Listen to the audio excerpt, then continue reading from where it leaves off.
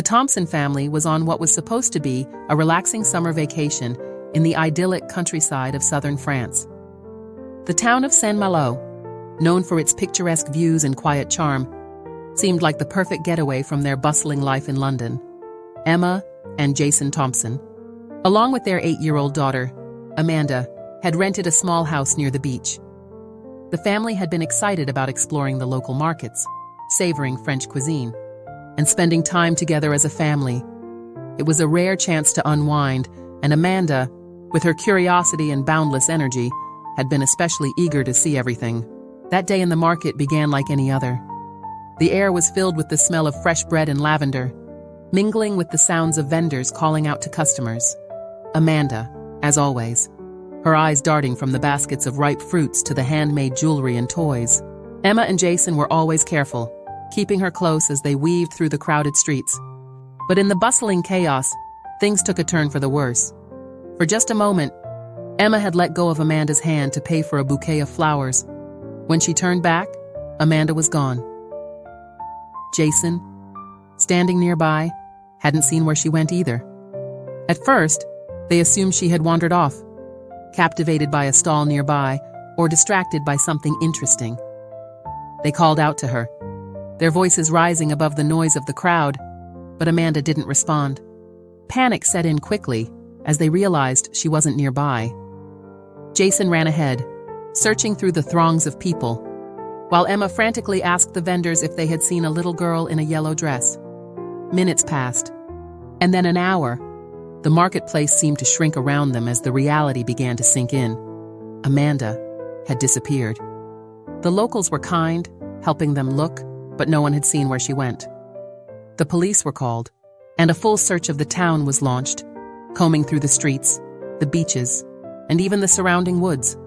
But as the hours turned into days, their worst fears became real. Amanda had vanished without a trace. The aftermath was surreal. News outlets across Europe picked up the story, and soon, Amanda's smiling face was plastered on television screens and newspapers everywhere. Missing posters were printed in multiple languages and distributed far and wide. Emma and Jason, once a private and content couple, became the unwilling subjects of intense public scrutiny. They couldn't leave the hotel without being surrounded by reporters, all asking the same painful question. Do you think you'll ever see your daughter again? As the weeks dragged on, the search efforts intensified.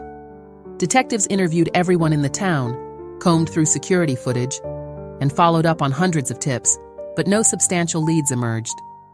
There was no evidence of foul play, no suspicious figures caught on camera, and no ransom demands. It was as if Amanda had simply disappeared from existence. The weight of the unknown bore down on Emma and Jason, fracturing their lives in ways they couldn't have imagined. Their once happy marriage began to strain under the pressure of guilt, grief, and the endless cycle of searching and waiting for answers that never came. After months of fruitless searching, the police were forced to scale back their efforts. Emma and Jason returned home to London, shattered and empty, though neither of them could truly leave the tragedy behind. Amanda's room remained untouched, a museum of her childhood waiting for a girl who might never come home. Their hope, once vibrant and unyielding, began to fade, but they never gave up entirely. Some part of them always held on, waiting for the phone call, the breakthrough, the moment that would bring Amanda back to them. And then, 20 years later, the call came. Section 2, the phone call. It was an ordinary Tuesday morning, one like countless others that had passed since Amanda disappeared. Emma sat at the kitchen table, drinking her tea, staring out the window at the quiet street below. The house was silent, a stark contrast to the constant activity that once filled their home when Amanda was young. Jason had already left for work, and their son, Sam, was at university. Life had gone on, albeit quietly. Ever since Amanda's disappearance, Emma had learned to live with the empty space her daughter left behind, though the wound never fully healed. The ringing of the phone cut through the stillness, jolting Emma from her thoughts. She glanced at the caller ID, expecting it to be Jason, or perhaps a friend, but the number was unfamiliar, French, judging by the code. Her heart skipped a beat. She hesitated for a moment before picking up the receiver. "Hello?" The voice on the other end was calm but professional. "Mrs. Thompson? This is Officer Clément with the French Interpol." The accent was thick, but the words were clear. "I'm calling about your daughter." The room seemed to tilt slightly as Emma's grip on the phone tightened. "Amanda?" Her voice was barely a whisper, the name catching in her throat as if it were too fragile to speak aloud after all these years. "Yes, ma'am. We've found her." The world stopped. For 20 years, Emma had dreamed of hearing those words. But now that they were being spoken, they felt unreal. She stood up from the table, her legs trembling as if they might give way beneath her. Are you sure?" she asked, her voice shaky and disbelieving. Officer Clément spoke gently, aware of the impact her words were having. "Yes, ma'am. Amanda was found in a small town in northern France. She's alive, and she's asking for you." Tears welled up in Emma's eyes, and the room around her blurred. I don't understand," she stammered. "How is this possible? Where has she been?"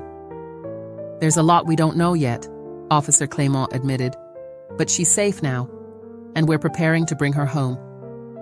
We would like you and Mr. Thompson to come to France as soon as possible." The rest of the conversation passed in a haze. Details were exchanged, and plans were made. Emma barely registered any of it. All she could focus on was the fact that her daughter, her Amanda, was alive. She hung up the phone, her hands still trembling. For a moment, she simply stood there, frozen in place, before collapsing into a chair, overwhelmed by the flood of emotions crashing over her. When Jason came home that evening, Emma could barely speak. She handed him the phone number Officer Clément had given her, and watched as his face shifted from confusion to shock as he heard the same words she had. His normally stoic expression cracked, and for the first time in years, Jason's eyes filled with tears. They held each other in the quiet of their kitchen, both overwhelmed by the impossible reality they were now facing. The next morning, they were on a plane to France. The flight was a blur of nervous energy and raw emotion. Emma's mind raced with questions she didn't know how to ask. Where had Amanda been all these years? Why hadn't she come home sooner? Who had taken her? What kind of life had she been living? Jason sat beside her, equally silent, though his mind was no doubt flooded with similar thoughts. As the plane descended into France, the reality of the situation began to sink in. They were about to see Amanda, the daughter they had lost 2 decades ago. Emma had imagined this moment 1,000 times, but now that it was here, she was terrified. Who would Amanda be after all these years? And would she even recognize them? Section 3. The Reunion. When Emma and Jason arrived in the small northern town, their hearts were racing with anticipation and fear. They had been instructed to go directly to the local police station, where Amanda was waiting.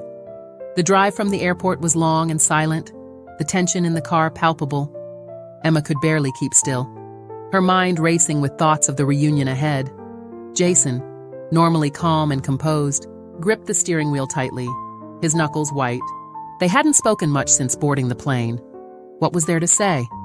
Both of them knew the gravity of what lay ahead, and neither dared voice the fears gnawing at their hearts.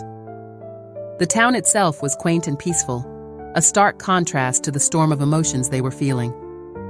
As they pulled up in front of the police station, Emma felt her stomach churn with anxiety. This was it. Inside that building was the daughter they had lost 20 years ago. The little girl who had vanished without a trace was now a grown woman. Emma's breath quickened as they stepped out of the car, her legs weak beneath her. A female officer greeted them at the entrance, her expression kind but professional. "Mr. and Mrs. Thompson, I'm Officer Clément. I'm the one who contacted you." Her voice was calm, but there was a seriousness in her eyes that made Emma's heart race even faster. "Amanda is inside. She's been through a lot, and I think it's important to manage your expectations. She's not the little girl you remember." Emma nodded, though the words barely registered. She had waited for this moment for 20 years, but now that it was here, she wasn't sure she was ready. Jason put a hand on her back, offering silent support, though his own face was pale with anxiety. As they walked through the corridors of the police station, Emma's mind raced. What would Amanda look like? Would she recognize them? Would she even want to see them? These questions swirled through her mind, each one heavier than the last. Finally, Officer Clement led them to a small, private room. "She's inside," she said softly, before stepping aside to give them a moment. Emma hesitated at the door, her hand trembling on the knob. Jason stood beside her, his face tight with emotion. Slowly, she pushed the door open, and there, sitting in a chair in the corner of the room, was Amanda. She looked so different from the child Emma had last seen. Her face marked by years of experiences Emma couldn't even begin to imagine. Her hair was longer, her skin slightly tanned, and her eyes, once so full of light, seemed guarded, almost wary. For a moment, time seemed to stand still. Emma's breath caught in her throat as she stared at the daughter she had spent years searching for. "Amanda," she whispered, her voice barely audible. Amanda looked up slowly, her eyes meeting Emma's for the first time in 2 decades. There was a flicker of recognition, but it was clouded by something else: fear, confusion, maybe even doubt. Emma's heart broke at the sight, but she didn't care. All that mattered was that Amanda was here, in front of her, alive.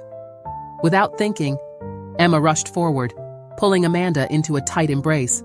She expected Amanda to resist, but instead, she felt her daughter's arms wrap around her, tentative at first, but then with more strength.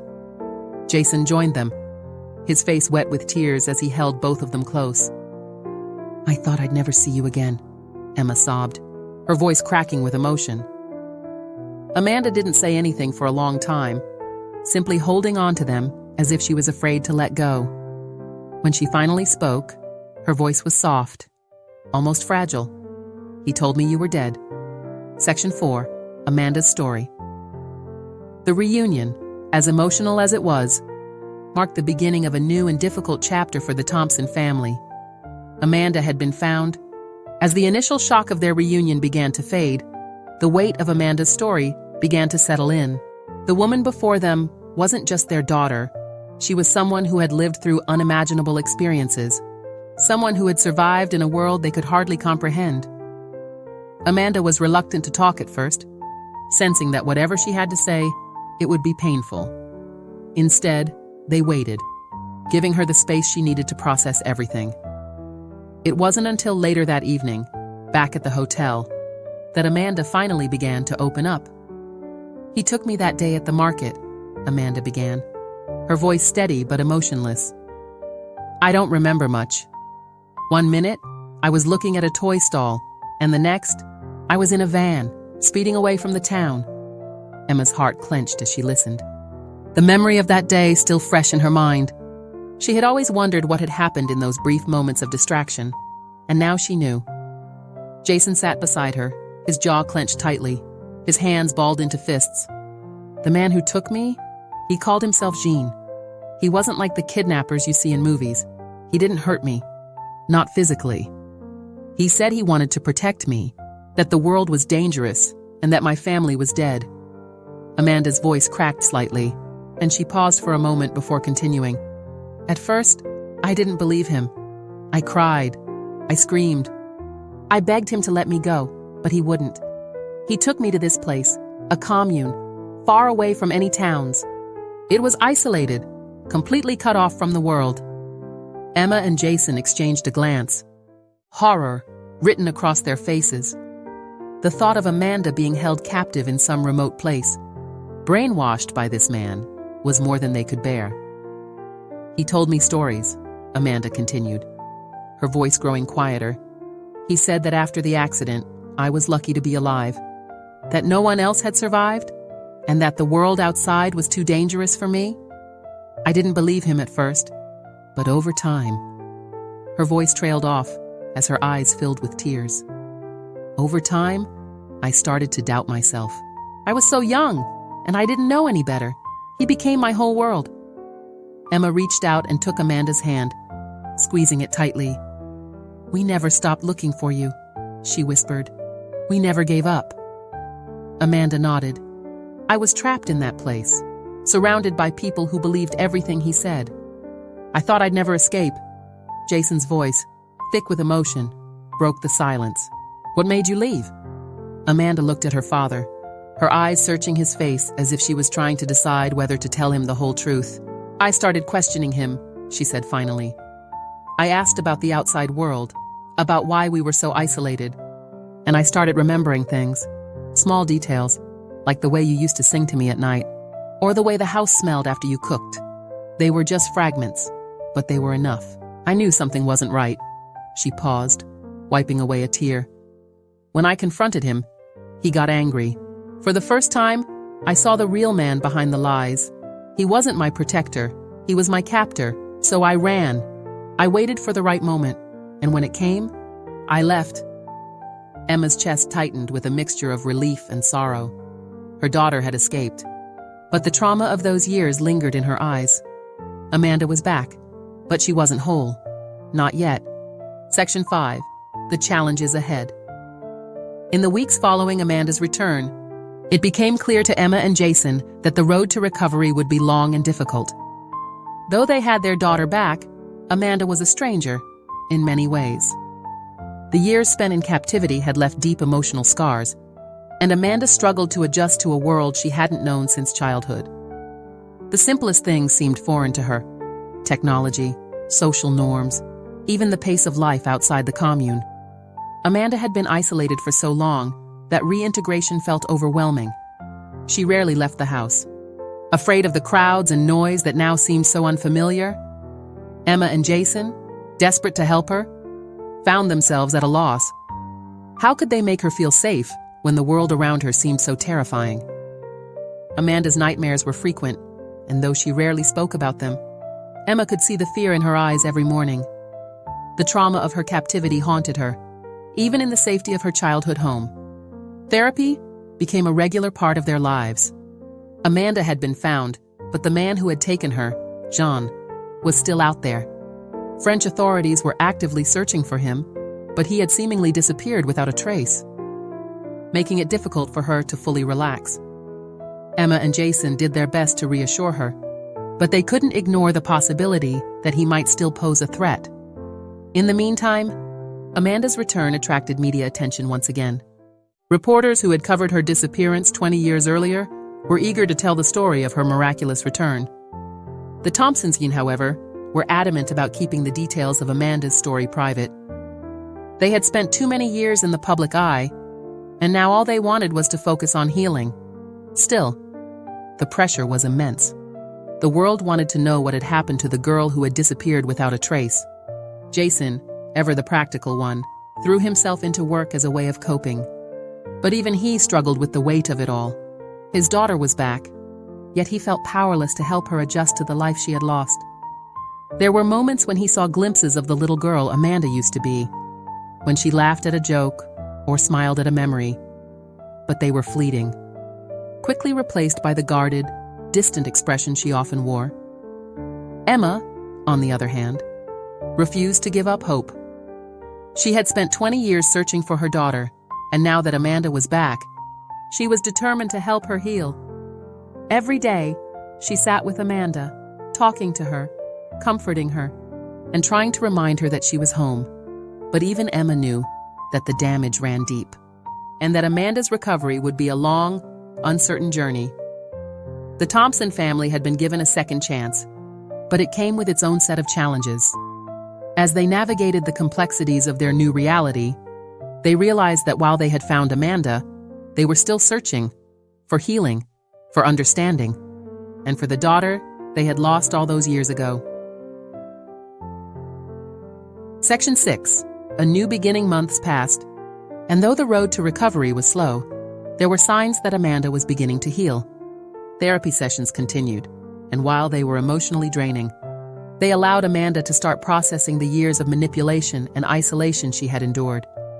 She began to talk more openly about her time in the commune, about the people she had lived with, and the man who had taken her. It wasn't easy, but each conversation brought her a little closer to the truth of what had happened to her. Emma and Jason remained patient, giving Amanda the space she needed to heal while also offering their unwavering support. They learned to navigate the delicate balance of being present without overwhelming her, and though it was challenging, They could see the small steps she was taking toward reclaiming her life. One afternoon, as they sat in the living room, Amanda surprised them with a question that felt like a breakthrough. "What was I like as a child?" she asked, her voice quiet but curious. It was the first time she had shown an interest in her life before the abduction. Emma smiled softly, her heart swelling with emotion. "You were adventurous," she said, "always running around, climbing trees, joyful laugh that could brighten anyone's day."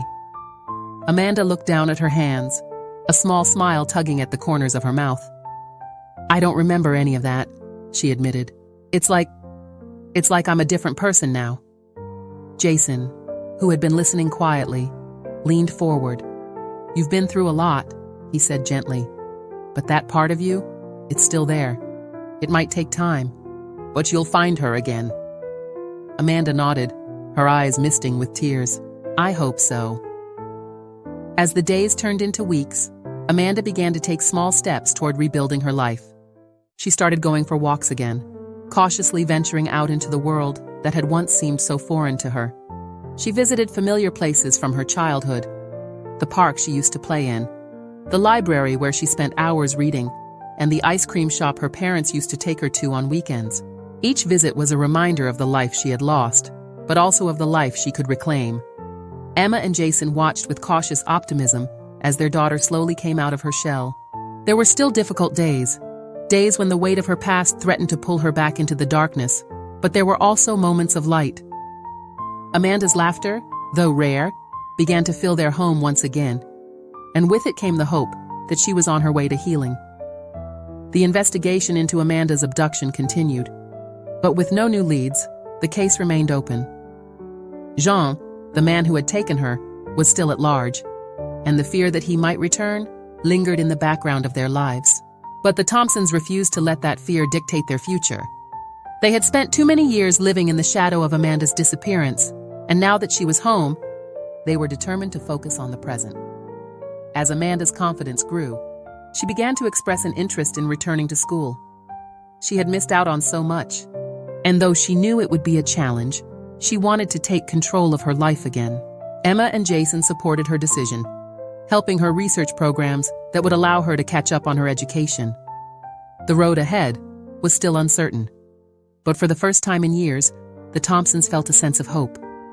Amanda had come back to them, and while the scars of her past would always be there, they knew she had the strength to move forward. Together, they faced the future with a renewed sense of purpose, knowing that no matter what challenges lay ahead, they would face them as a family. The journey was far from over, but the Thompson family had already come so far, and with each passing day, they grew stronger, ready to face whatever came next, together. Disclaimer: this channel does not support or tolerate any form of discrimination, racism, prejudice, or violation of human rights. The stories presented here are original and created by the author with the aim of promoting reflection, awareness, and dialogue. All content is developed with respect for diversity and the dignity of all people.